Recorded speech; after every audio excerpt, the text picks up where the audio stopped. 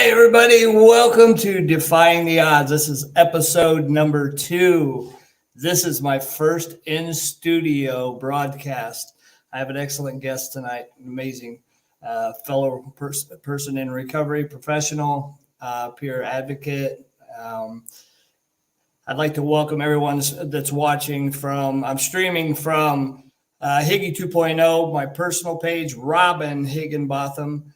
I am streaming to Defying the Odds, my group, and Defying the Odds with Higgy on YouTube. So if you get a chance, if you check out my YouTube channel, you'll find this broadcast. And if you could share it, I appreciate it. If you're watching live, you'll see this live button up here. Drop a hashtag live. If you're catching the replay, this button will not be there. So drop a hashtag replay. Please check in. Let us know where you're watching from. Defying the Odds is my video testimonial series. People in recovery, people that have overcome those seemingly insurmountable odds in life, the hardships, the turmoils, the tragedies.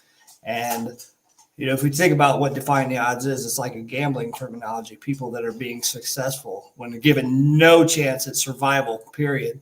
So please check in and let us know where you're watching from. Tonight, my guest is Mark Ake. He's a reentry peer recovery coordinator with the IRAX program. Welcome, Mark. Thank you for being here. Oh, thank you, Iggy. I need you to speak into the microphone a little bit. Okay. There you go. It's new for me. Well, thank you. Thank you, guys. Hello. Hello from Norwalk, Ohio. Cool. Good to have you here. Rochester, New York is in the house. Thank you guys for checking in. When I moved to Anderson, Indiana, I didn't know many people. I knew the people that I was working with because I helped put this. Let me back up a little bit. Defying the Odds is powered by my nonprofit, No More Heroin, and this episode is sponsored by Grace Recovery and Wellness. They are my employers. They have provided this studio space for me to let me do these podcasts. So I'd like to give thanks to them. If you guys feel motivated, you can send stars. Any revenue that I create by these podcasts is going directly to No More Heroin nonprofit to provide sober living scholarships. I'm just getting started with my nonprofit again. We're going to be creating events locally and nationally eventually. There's such a need to raise awareness for sure. Again, thank you for being here, Mark. Where are you from? Well, originally I was born in Greenfield, Indiana, and my family is from Indiana for the most part. Grew up here in Anderson and back and forth between Fortville, where my mom's family had a farm. So I had a pretty basic Midwest upbringing. I wouldn't say basic. I spent half the time on a farm and half the time in the city. So I learned a lot. Good Christian family and then kind of a wild side family. So it was all just basic. I'm a decent student in school. I did the wrestling thing. I enjoyed my friends. My father had the whole stay-at-home mom thing. She was a seamstress. She taught me how to sew because when my grandfather would get aggravated with me, he'd send me inside the house and they put me in front of a machine to sew. And so you're a resourceful guy too.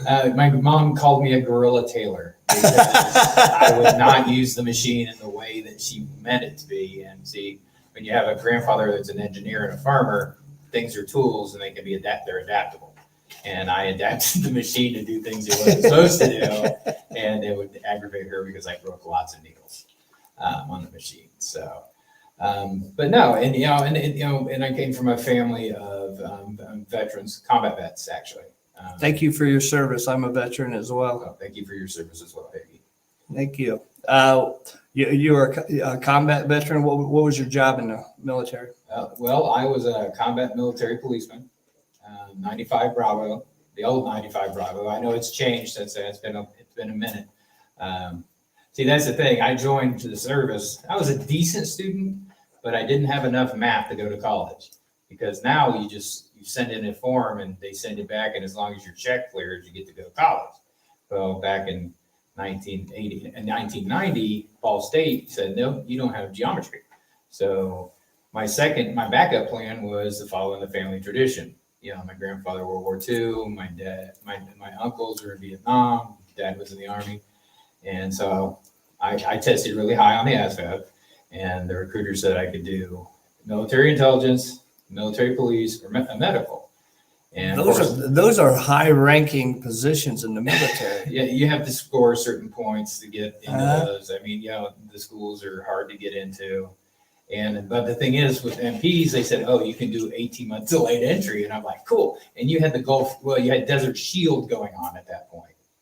And yes, I'm scratching my face. And so my silly butt goes, oh, I'll do 18 months of just messing around in life. And then I'll go, and then who knows, everything will probably be blown over. No, my recruiter calls me and he goes, oh, there's an opening in your school. We can get you in 13 days after graduation. And I made a decision that changed my life forever and said yes. So 13 days out of graduation, I was on my way to basic training. Nice. That's the first time. What era was that? That was the Gulf War. That was that's how all this. Let's not get political, but basically the mess started with Saddam Hussein and all that. And I was just a dumb farm kid from the Midwest. What years was that? That was 1992. I was in the service. I was in that same time frame. Yep. So, and we get to do the training and everything. And I was supposed to go to Korea. Actually, my order said Korea, and they brought us all out one day, and our whole company we were in a 1-unit station training, OSIT.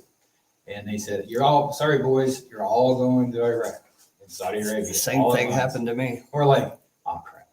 And some of the guys freaked out and stuff. But I'm like, well, it is what it is.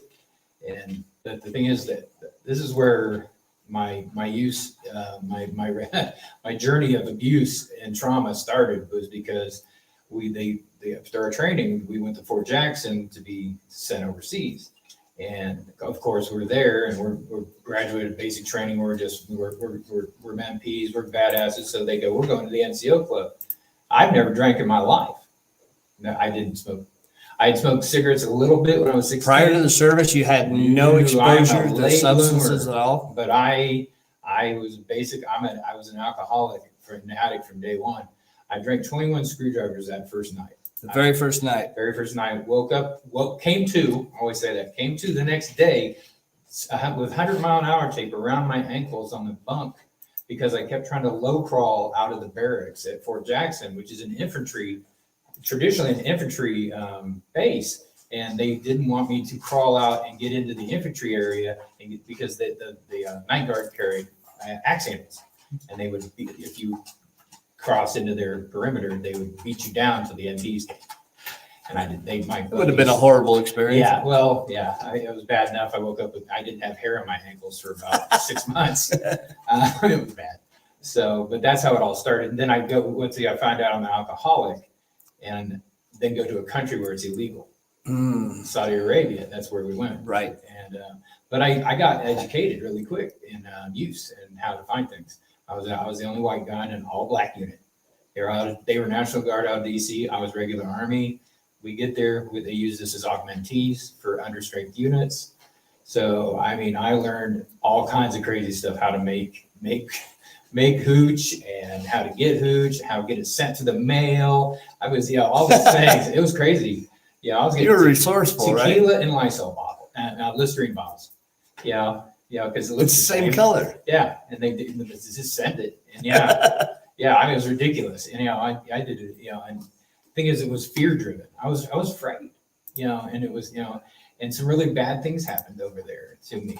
And don't want to really go into all that, but I got hurt, and so after about a year, I had to come back. The war was going on, and I had to have most of my left foot is just a big toe, and the rest of it's a flipper. My toe, the only thing that moves is the big toe. Wow. I've had that leg and ankle rebuilt twice. I'm not supposed to walk. The VA said I'd be in a wheelchair, but you got to understand, I'm already an alcoholic, and then I get hurt, I go to the VA. First, the Army, they tried to fix it, and then I got out because I just couldn't do my job anymore as an MP. And there's a lot there. That's actually the first time someone called me an alcoholic, was in the Army, and I had to go through a program called ADCAP, Army Drug and Counseling and something program. And I had to do it, so I did, and it was company grade. I did with the classes. It's like, it was just education. Tony Hammond says, hi, Mark Ake. Hey, Tony. Oh my gosh. He's one of my guys. He just got his CAPRC1. He is nice. He just got Congratulations, He bro. is a baby recovery coach. I love it. Love it. Love seeing new people come into the field. So proud of him. He was a PATH scholar through MHAI. Yeah, so he got the scholarship and they paid for it all. So, beautiful. That's even better. Yeah. Yeah. And he asked me, how do I do this? And so I sent him the paperwork. Next thing I know, and I was in a training wedding recently. I was like, oh, there's Tony. That's awesome to see, right? Yeah. So when while you were overseas, what were some of the things that triggered your trauma and your trauma responses? Well, at the time, I didn't know it was trauma because it was our everyday. We go days without sleeping, and the things we'd see. We ran a forward POW camp for a while in Iraq. It was about 500 miles in Iraq, and we'd have 3,000 guys, and they're done. We were company strength, so yeah, it was a little stressful. Because we only had so many bullets. And that 3,000, and we had Republican Guardsmen, which they were professional soldiers. These weren't volunteers like a lot of them were just. So you were there for the invasion and everything. Yes. So that was chaotic. Yeah, it was crazy, and and that's why they just threw us into understrength units. And getting hurt over there, and then not knowing. I sat around there for a while. They didn't send me right back. I've been fighting the VA for 30 years on my ratings and things, but they take care of me, but that's part of the problem is they were throwing pain medication at me. For sure. Oh my gosh. Unregulated pain medication. Oh yeah. I had it down to a fine science. That was back in the Darvocet days, and not the trigger warning. I hate to say that, some people don't even know what that stuff is. Right. But and that went on, that started, and I got out. But I also had started working in the strip clubs while I was there, and in the club, I got in the club scene because I was young, and And how old were you? I was just 21. 21. Young and dumb. And I was in Atlanta, Georgia. That's where I landed back after the Army hospital. I was in Augusta, there at the DD-MAC, and so it was funny. You're my next duty station, and it was like I took a bus. I mean, literally, I could have taken a cab. They're that close together. But even my disease had already progressed so much and I was searching for adrenaline, but I didn't want to feel anything because when I go to sleep, I'd see the nightmares. I had nightmares for years, and so I never drank to have fun. I never used to have fun. I was in pain. That was my first excuse for opiates and painkillers, was because I had pain from my injuries. And stereotypical self-medicating, right? Oh yeah, I self-medicated, and I was in the VA to this day says I'm non-med compliant, and I am. I don't like taking medication now, and that's part of my story. On a positive side, I literally take 2 medications. That's it. One's an anti-inflammatory, and the other one's a seizure medication because I was in the Gulf, and I have an undiagnosed seizure disorder from being over there. So, but I also have a rainbow of diagnosis, from the trauma. But I went 20 years before when I finally went into treatment. I mean, I could sit here and tell you all the craziness for 20 years. Sure. I mean, I got shot in Atlanta.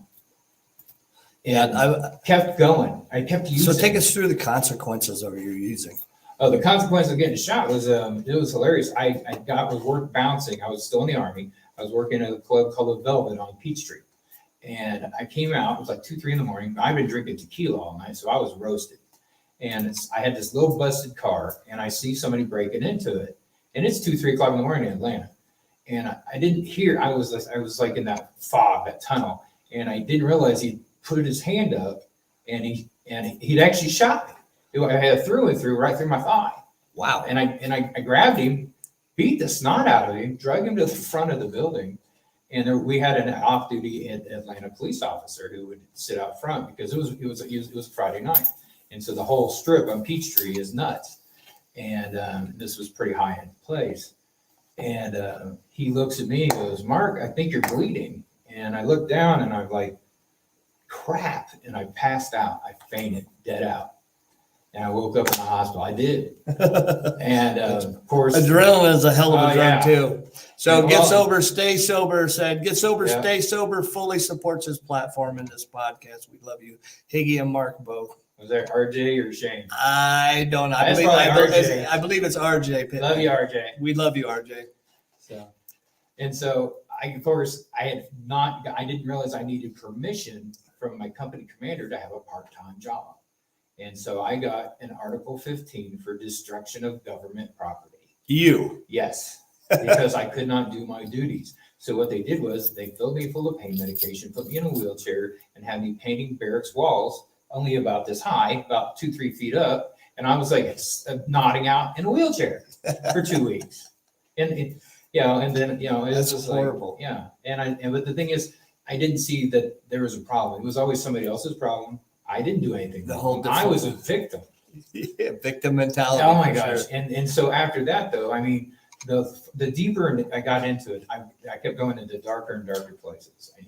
I worked from regular clubs to strip clubs and sex clubs. And I did that for almost 20 years. And sometimes people had no idea, I'm an ordained minister. I was a minister at the same time I was working in the clubs. Yeah. So you've been an ordained minister this whole time? Well, I started that 22 years ago because I found out it's a really good gig for getting drugs and free alcohol. That's how it started. Again, resourceful. Yes. And what's funny is, it's just like, and the thing is, I've never charged for a wedding. That doesn't mean I need 900 calls, okay? During COVID, I was a very busy man. But I've never charged because now I feel it's just a way of giving back. Absolutely. And I just adore it. I would like to get invited to a wedding sometime. I've been in the past, the reverend at so many, Yeah, we missed you at the Get Sober, Stay Sober Yeah, event because I was you had an doing a event to wedding, do, right? and it was somebody in the recovery community. I do a lot of weddings for recovering people and tattoo artists. If you look at me, I'm heavily tattooed because a lot of tattoo artists, that's how they go. Very They nice. hook me up with tattoos. I never asked, they just did it. So. Compensation in trade. Yes, but I got deeper and deeper. I didn't want to feel anything. I was just numb. I tried to, I had this public face. I married a really nice woman I actually tried going to college. I wanted to be a teacher. I had aspirations and dreams, but I went to Ball State and I was there 3 years, and I got all kinds of credits. I don't remember going to class. I really don't. Ball State's a party school. Yeah, it's not like it used to be, but yeah, it was back then in the 90s. It was a party school, and I had early classes. That was gonna happen, but that's where I met my first wife, and she gave me 3 beautiful children. Who today absolutely actually like me today, and that's what I think more important. I know they love me, that they actually like me. Blessings of recovery, right? Yes, The promises coming true. Yeah, and then so she ends up becoming a school teacher, and so I'm gonna get a little dry. Sorry. So RJ said, Mark better be at the event this year, though, or I will have to call his supervisor. As long as it's not on October 19th, because that's when my son and his daughter, my future daughter-in-law are getting married. That is, I'm hoping I'm going to retire. I'm no longer going to be Reverend Asshole. Yeah, I got that nickname at one point. But I'll make sure I will be there, RJ. So. It's a great event. If you guys get a chance, go jump over to the Get Sober, Stay Sober page. They have a group as well. Throw some support behind there. A nonprofit, much like me. We're trying to help as many people as we can with resources. We provide outreach. We try to share a message of hope of recovery through our events. We bring in a lot of talent in the music industry. It's a great place to socialize and chop it up, and you get to hear messages of hope and recovery. So if you do, it's October the 12th. Okay, you dodged the bullet, RJ. You can thank my daughter-in-law. Okay, well, you were talking about your family. Yeah, During that well, time. I did this, the whole family thing. I mean, I held it together. I say that, but my family, my biological, my belly button family, I distanced from them. I was a shell of a human being. If I could hurt you before you hurt me, that's because I figured everybody was going to hurt me. Everybody. Absolutely. It was automatic. I was angry. I lashed out. Heck, I had a red jacket at the VA, and you know what that means. Yes. That scared the heck out of the clerks. Today, I don't have a red jacket. I'm not that person anymore. Like we've talked about this. It took a lot of violence for me to become this gentle. Absolutely. I'm the same. 20 years of just destroying people and myself. Taking hostages as you go. Yes, my family were some of the biggest victims ever, I swear, and I'm grateful that they have anything to do with me. In fact, my last day of also some of my biggest enablers, and I didn't even know what that was. Now that's why I can't, I don't blame anyone. I can never blame anyone for this, except for myself, because I made the choices. But my very last day of using, I almost killed my son. I had to be told what I did. I was in a blackout. I guess I had been driving my dad's work truck. He had a great big Ford work truck, and I was driving my son around Anderson here in this town in these little bitty alleys, 100 miles an hour. Wow. Went and did all kinds of crazy It's stuff. a dangerous town to drive Yes. at high speed. Got one-way streets Yeah, everywhere. and it was like it was Russian roulette with a 9-year-old and he was terrified. And he was at the time he was a gift. He was just been identified as gifted. We always knew he was gifted. But the blessings of the program is, my son graduated. That's the same child. 16 years later, has now graduated from Purdue University with an aerospace engineering degree. And I almost killed him. And he's also the one that they've asked me to do his wedding. So proof of a higher power, or God, yes, right? God definitely had his hand that day, because I should be in jail for just that child endangerment. On Yes. an epic level. And the things we were talking earlier before this, even I'm not justice involved. There's a lot of people that think that's funny because I'm as heavily tattooed as I am, and my language, the way I speak, it usually, the language I use, they think I should have been in prison for years. When they ask, I always say Azkaban. That's where I did my time. That's a prison in Harry Potter. So yeah. So you were very fortunate. Yes. You never were arrested. I wasn't fortunate. God had a plan, and incarcerated. I planned. God laughs. That is the truth. And I went to rehab because of this. My first wife, she was on me. I had a back problem. My wife was on my back, but I didn't go because, and even at that time, I didn't realize I had a problem. I went to rehab to use, I wanted to learn to use like regular people, because I was doing something wrong. I didn't realize I had trauma, and I didn't realize that, untreated post-traumatic stress, combat related, had no idea. I just was angry, and I thought everybody wanted to hurt it. But I got to the VA in Marion, and I had no idea what recovery was. Never knew anybody. And I'm up there, and I'm at a loss. They told me to stop drinking a week before I even showed up. They didn't have a bed, so I just stopped. And I had no idea. I was white knuckling it. I had been up to like half a gallon a day and whatever else I could throw on top of it. And I had used every substance imaginable over the years. Yes. And everything. My drug of choice, we didn't really talk about that, is more and yours. That is my drug of choice. I was that guy. It's not bragging. It was just the sad thing. It's a sad reality, right? Yeah. You get, like I said, you get resourceful. Do the things we do, you can do to yourself. But I get to the VA, and the only thing that sunk in the whole time I was there, we had this I always call her a little old lady. She always gets mad because this was 16 years ago. And it was this little bitty lady with red hair, and she's teaching a class about AA to a room of 30 just burned out old vets. You know, every one of us got our issues. Mm-hmm. And of course, I'm sitting in the back of the class, so you know where my head was. But at the end of it, she said, if she had any questions. My question was, I want to know where she got the tattoos on her arm. Why is this little lady got tattoos? It was her clean date, and it was an AA symbol and all this. It was really cool. But she found out I was from Anderson, and I was getting out in a couple of days, and I was still detoxing hard. I was hurting. And there's before any medical assistant and all that, it was just cold turkey. And she goes, well, I'm from Anderson, and if you need some help, she goes, I suggest, I suggest you go to the chapter house. And there was an AA meeting there. I'm like, okay. For some reason that stuck. It was a moment of clarity. And because when I got out, and my wife picked me up with the kids, because I had a brand new baby. It was only barely a year old. My son was 9. I didn't get to go to a halfway house or anything because I was told I had to come home. Mm-hmm. And I went home and you had a wife and family. Yeah, and I didn't. Well, and the thing is, I didn't even know how to be a man.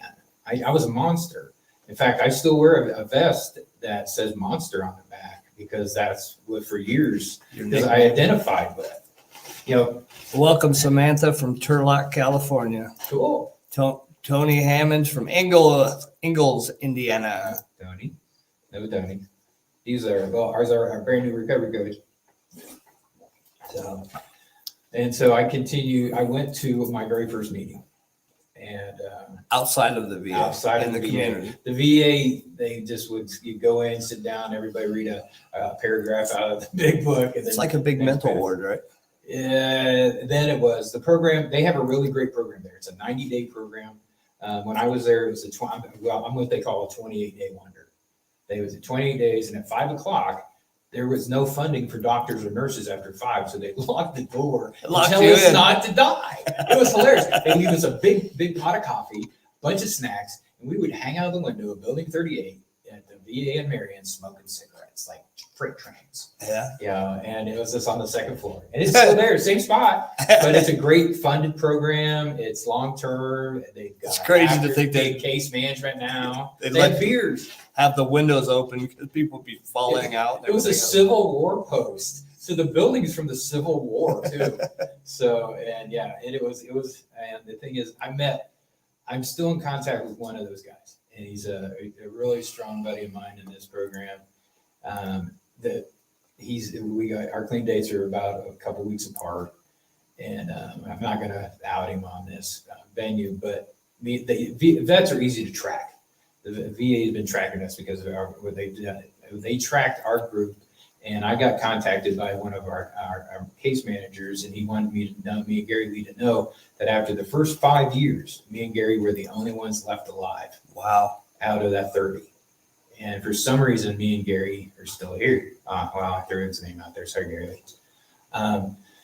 But yeah, not this weekend, but the weekend before, me and Gary Lee got to be on the field for the Colts I seen that. They kicked the stigma event that the URSA puts on. That's his and we went down there and held the flag. And both of us are vets too. And Gary had actually worked at the House of Hope as a house manager. So I had all these mental health and addiction advocates down there. It was really a neat event. That sounds cool. But that's the promises. I mean, me and Gary are standing out here. It's like, man, this is 2 old junkies standing on the field, and they're feeding us and giving us swag, and people being nice to us and getting to meet cheerleaders. I mean, we were just like starstruck, and it was really great.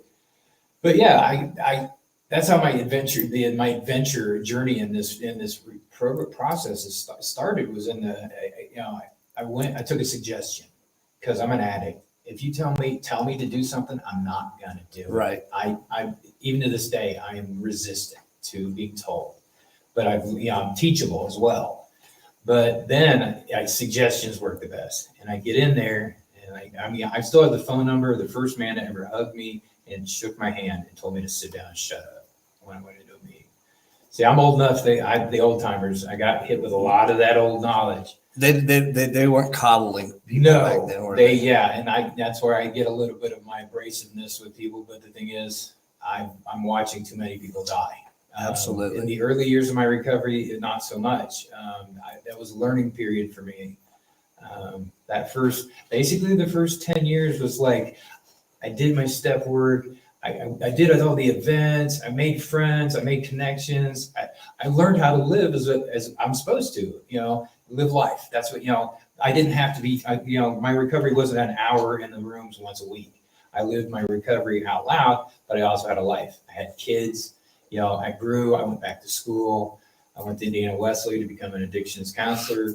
I did, I've been solidly employed, legally employed for years instead of being. So you invested yourself in the program. Yes. And you're coming up on 16 years next month, correct? Yes, 16 years, February 15th. Like I said, my ex-wife had a really bad Valentine's Day. And to this day, I can't really say I'm sorry because I don't have that luxury, but I try to make a living amends by living well in my recovery and treating her children just as well as I can possibly can. I love them with everything I have. So just because we're in recovery doesn't mean that it's all going to be sunshine and rainbows, no. Right? What are some of the hardships you've had to overcome? Like I said, the first 10 years was just doing what we needed to do, the promises, and connecting, I saw it. Working the program, and finding your and having those tools because it's like we say, it's not always sunshine and Skittles. Of course, I got divorced, and what's the thing is, the divorce really wasn't that bad on me. It wasn't my kids, but it wasn't really bad on me because I had grown and changed, and that happens. People grow apart. I still have a pretty decent, friendship with my first wife. Well, I reconnect with a beautiful woman named Poppy. We'd been friends since we were kids, and basically, she had been on the streets for a little while. And she, met, her drug of choice was meth. And first time I'd seen her in years, we sat at the casino and she talked to me for 6 hours because she was completely blown out. And she's tweaking. Oh, hard. She smoked like 8-9 packs of cigarettes. And I just sat there and listened. She took her shoes off, was sitting cross-legged at the casino in the food court. She made herself comfortable. Oh yeah. And I just sat there and listened. I'm married and I got kids at the time, at home, and but I would, my first wife knew that I would go out with people and would sit, I would listen and we talk. It was recovery. It's part of what I was. But the thing is, I got my divorce and then me and Poppy connected and she was just the other half of my heart. She truly was. My children adored her. She was a tiny little human being. If you notice, I'm not the most svelte human. I'm a big guy. You're not petite. Not petite at all. I've been as high as 500 and as small as like 150. So yeah, it's terrifying. Don't do drugs. Don't do drugs. Don't do drugs. You can get fat too. Just saying. But so I met her, this amazing woman, and we move in together. We're together all the time. I get a really good job. It's a dangerous job, but it's really good. I was working at a lead refinery, and she Poppy had a really dark past, like most of us do. When she was born, she had 7 narcotics in her system. She was she's born addicted. Old school crack baby. I mean, for me and you, we've seen the commercials for sure. And she was that child.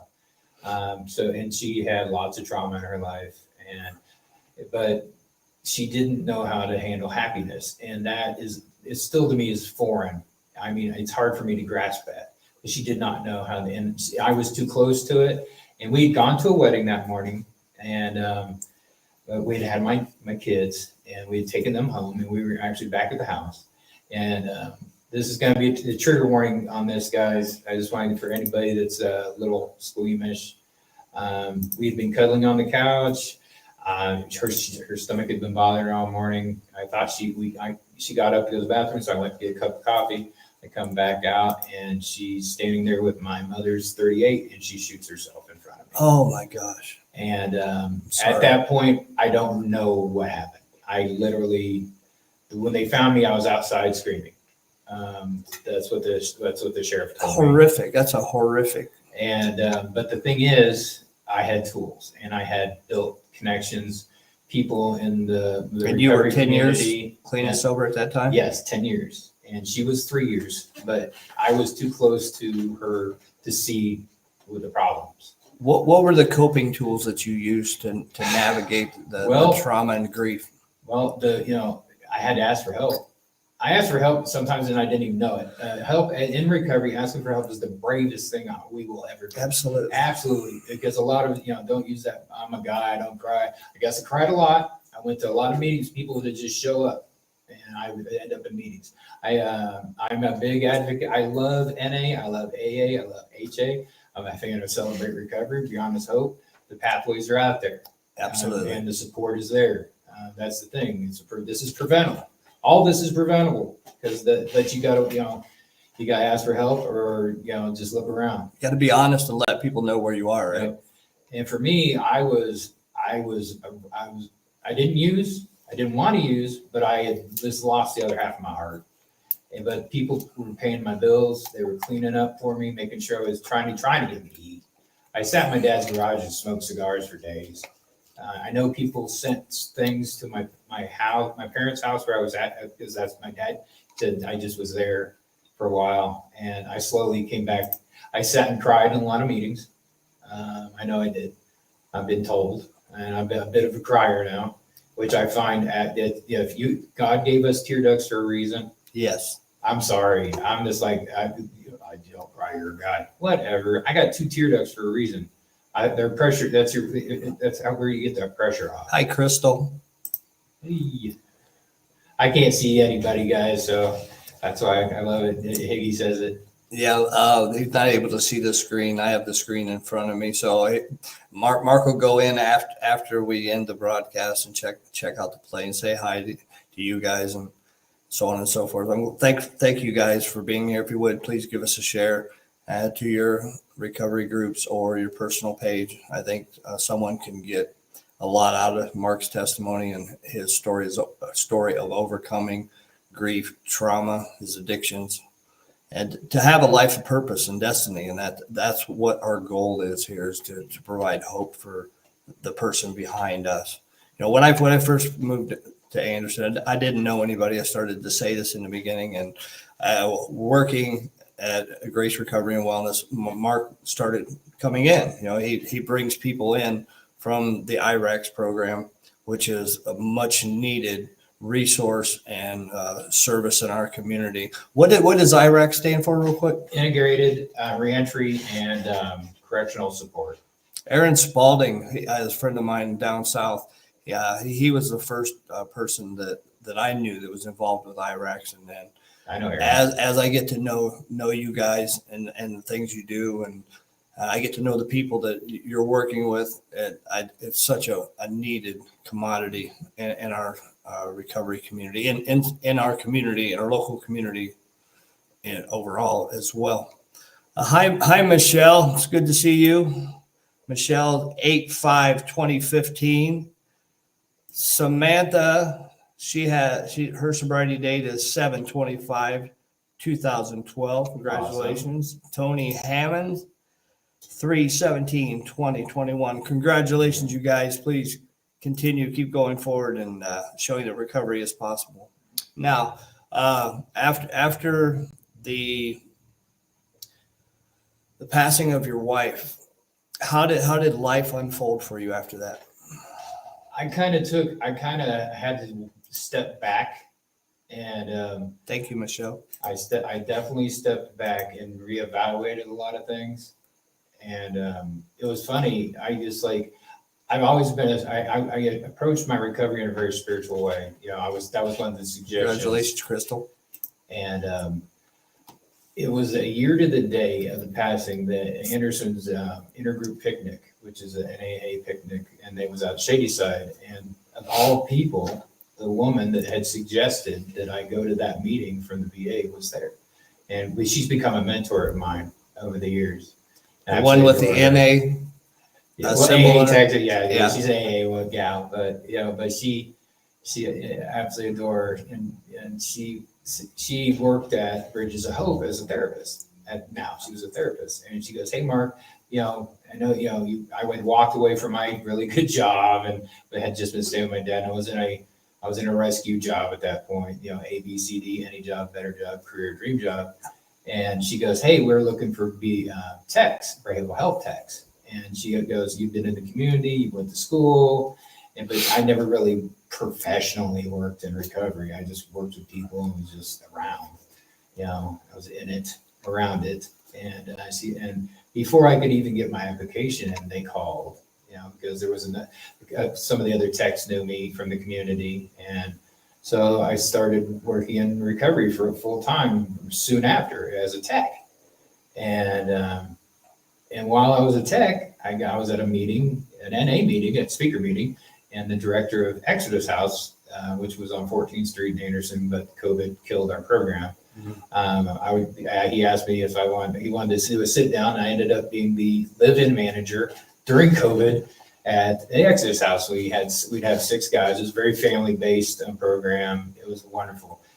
We ran a bunch of illegal meetings during COVID because we didn't have meetings, bonfire meetings for days. If you're from Anderson and you went to any of those bonfire meetings, we had people from Indianapolis, they find out with 30, 40 people show up on those nights and just to share our experience, strength, and hope. Yes. I turned 50 at a meeting, literally 50 years old at a bonfire, NA bonfire meeting. But yeah, and then that ended because we lost our funding. And at this point, I've never gone looking for a job in recovery. So I'm literally crud, that's where I was living. So I called my dad and he goes, well, you can just move back home because I could use the help. I have a disabled sister and my dad was taking care of her full time. And so I go back home, but within a week of leaving there, I walk into a tattoo shop and to see a guy that had been a sponsee of mine, and his peer recovery coach is in there. And while he's tattooing, he's doing a session with his peer, and he introduces me to this guy. He's already been talking to him about me. And God, yet again, I end up working. He gets his card out, and he's like, Aspire. And that's where I became a peer recovery coach. Was at Aspire, just off the street, basically to being, managing the house and to being a tech. And I was there for almost 2.5 years. And then I got headhunted for IRAX. It's like, I'm blaming that on Shane. Thank you, Shane. I love you, man. Shane Earhart. Shane Earhart, he is my director where I work. I love him to death. And, we love you, Shane. But the thing is, for years, with my spirituality, I never knew what to call. I had a God. I never knew what to call him. I was very Eastern in my leanings, but Eastern, you mean like Buddhism? Buddhism, because it's a practice, and I'm real big on meditation. But I've really, as of recently, I went to church for the first time in 15 years recently, and I just got up one morning, and I felt led. And when you're open-minded and transparent and mindful, when I feel things like that today, I do it, and I absolutely needed that. And I've reconnected with my church family here. And I've been trying to, I'm on that new part of my journey. But that's how I landed at IRAX. And every place I've ever been in recovery and ever worked, I was asked to put an application or, hey, would you like to come do this? Even when I got the training for this, it was my class for my CAPRC1 was paid for by the health department. Ryan Traub, he's over the health department's addiction. He's the addiction coordinator here. And during COVID, they were trying to get people to be recovery coaches at the health department. Sure. It's a work in progress, and they do a lot of good work. And I like what they're doing. But that's how I got. And then I waited 3 years before I got my CAPRC1. I was working as a recovery coach all the time. It was funny because the certification is a weird animal. I suggest if you're going to do it, get here because ethics. Absolutely. But no, and the thing is, I'm still learning things and, being teachable. I'm 53 years old and I feel like a 20-year-old kid sometimes, and I act like him more often. But that's great. I love it. I get to spend time with my kids now. They love to come, my 12-year-old loves going to meetings. That's hilarious. And recovery events. She got her. It's a family affair, right? It is. Because I introduce myself at any event. It's like, I'll say, my name's Mark. And I go, hello family, my name's Mark, and whatever, the correct acronym for whatever meeting I'm at. Because I fall under all of them. Jennifer LePage. I've even been to Al-Anon. Love you. Al-Anon probably kept my first marriage going for a while because my first wife didn't understand why I had to go to so many meetings. Right. And I literally would open up, be at a meeting at 7:30 in the morning and sometimes till midnight. Would you suggest someone that's not an alcoholic or an addict that loves someone struggling with substance abuse to go to Al-Anon? Absolutely. Al-Anon is the place for the victims to go. Because never get down learn on tools, Al-Anon. right? Yeah, that's Coping tools. They learn tools to deal with us. Seriously, and to deal with the trauma that we caused them. Absolutely. And I adore Al-Anon. I read a really interesting book once that was written by Bill W.'s wife, Lois. She wrote her own book. Mm-hmm. And it tells about that explains where Al-Anon comes from. We put them through hell, right? Oh gosh, yeah. It's just that motorcycle ride up the coast in the wintertime on that old Harley. Dear Lord, doing the stock thing. If you've ever read of that, it's in the big book. Yeah. And that was, and they were tent camping on the East Coast in the winter on a Harley. I'm like, 1 full year of that. Yes, and it's like, and how many houses did they lose and all this? I mean, the thing is, I keep doing this now. We were talking about this, the deeper thing now. The reason you're doing this podcast is to reach out. Mm-hmm. I started keeping track. It'll be 3 years in March that I lost my nephew he went on a meth binge and he hung himself. Mm. And I started this count of people that I knew, either personally knew or knew within the recovery community that died of it, overdose or suicide. What is that number? That number, as of the evening of New Year's Day, was 328. Wow. That I personally knew, and that goes that's from Tennessee to Chicago. That's COVID. During COVID, it was astronomical. They came out the numbers we couldn't keep track. In fact, people died that to this day we don't know if they died or they just moved or what. Right, they disappeared. They're gone. The old timers were decimated. I've carried too many caskets and too many children. When I say children, I'm talking 2 weeks old, month old, 8 month old, all within the last 3 years. That's a lot, bro. Due to getting into fentanyl. And it's not just fentanyl overdose. I recently, my wife Poppy's birthday twin and one of her best friends died of acute liver failure because she was a lifelong alcoholic. Mm-hmm. It's not just the drug overdoses that are taking people out. It's the drug and criminal lifestyle, yes, the health complications, and assorted things. It's not just the drugs that take us out. There's a lot more worse things than death. That's the thing. A lot of the young ones and some of the old ones, they can't figure that out. Going to prison for 10 to 15, 20 years, worse than dying. Absolutely. Jim, the number he gave us was 328 people he's personally known that has passed away. Now, if anybody's asked me if I grieve that, absolutely not. I've not had time. That's probably not the most healthiest coping skill. I'm that guy too. I just don't have time, and I do speak with a therapist. I do have a really good sponsor that I probably should talk to more often. I have an amazing core group of friends, men like Higgy, that I can reach out to anytime because I'm connected, because the opposite of addiction is connection. And I preach that. Say that one more time. The opposite of addiction is connection. Absolutely. Before I came tonight to do this podcast, one of my little, what I call it, he's a baby addict. He's got, guess what? His 1 year is today. And I stopped by that meeting. I stopped by that meeting just to see him get his token. And I got a really big kick out of it. Travis, if you're catching this replay, we want to say congratulations. We love you. We're very proud of you. Because he is a real deal junkie, right? That's what he says. Yeah, he's like a raging addict.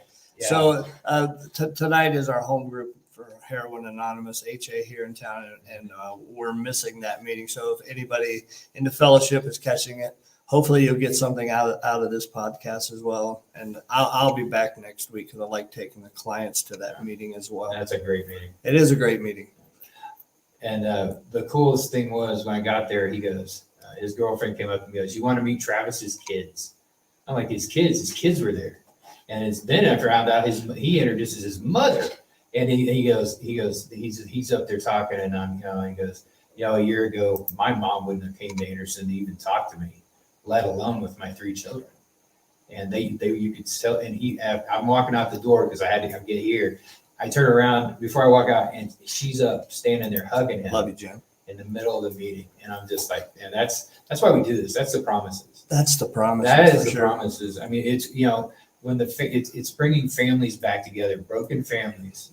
We are reuniting them. Yeah, we are the beautifully broken. Restoration. Yes, and I've always said we were the beautifully broken, and that doesn't mean we're bad. We're sick people trying to get better. Absolutely. And when you see stuff, for me, it's the little things anymore, because I see so many of the really bad things. But with the program I work in, instead of people going to DOC, we see them going to treatment, sober living, connections. They get out. They don't know. Here's your bus pass. You see your probation officer. It's not. We try to catch them before that's a problem. Before they fall between the cracks, yes, right? And go right back to the old people places and things. Because that's all we know, right? Yes. And that's our coping skills. Because but when you got somebody there that looks like me, or anybody that I work with, my IREX family, I don't have coworkers, I have family. We pick on each other, we love each other. You guys are walking, talking examples of what recovery can do. And what's funny is I look like the most. If you were gonna take a picture of all of us together and say who's the felon, I'm not the guy. The rest of them are like, I mean, it's funny. And I love it. But it's just like, but hey, they're awesome. I adore every one of them. I've literally stood in the parking lot and prayed with my coworkers before we walked into the jail. Yes. I mean, you don't do that, at Walmart. You might want to pray you're leaving Walmart, pray upon entering. Please just let me get these Pampers. I gotta get out of here. But yeah, I mean, the grieving, I know how to grieve, and I have grieved responsibly, but fully no. And it's going to be a while. Everything in life is a process, right? Yeah. Progress, not perfection. True story. Okay, gosh, that's a red flag. I've got this. Oh, I've got this. My program's perfect. Oh, she was nothing. I can do this on my own. Oh yeah, there's a good one. Right. You need to get to a meeting. You got talk to somebody. I absolutely adore the fact that I have more family now than when I was born. Thank you, Samantha. No matter what situation that comes in my life, there's somebody out there that's been there and done it. So if somebody's out there watching, doesn't really believe that they have a problem, what would you say to them? Maybe encourage them to investigating what recovery is about. Well, I didn't have a problem. I always thought that.